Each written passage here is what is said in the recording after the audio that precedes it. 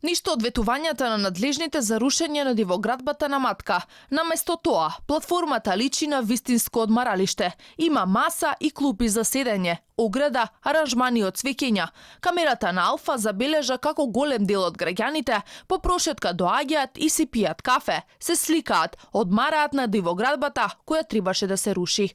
Граѓаните исплашени не сакаат да зборуваат пред камерата на Алфа за градењето на платформи на заштитно подрачје.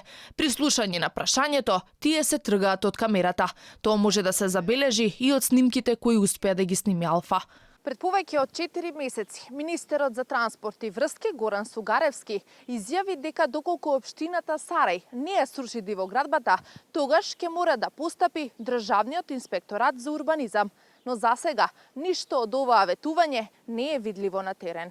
Како за подсетување, градоначалникот на Сарај пред неколку месеци се огласи и кажа дека нема ниту да ги легализира, но ни да ги руши дивоградбите. Јас ги повикувам сите институции. Не може, ни градот Скопје, ни Петре, ни никој не може така на своја рака, ако мисли дека може да зима надлежности и да постапува да оформи јавно. Во оваа држава си има закони и сите сме должни да ги почитуваме. Тогаш скопскиот градоначалник го повика тој на општина Сарај да си ја работи работата за која е избран од граѓаните. На ова Блерин Бечети одговори Шилегов да си ги гледа своите надлежности и да не се занимава со оние на општина Сарај.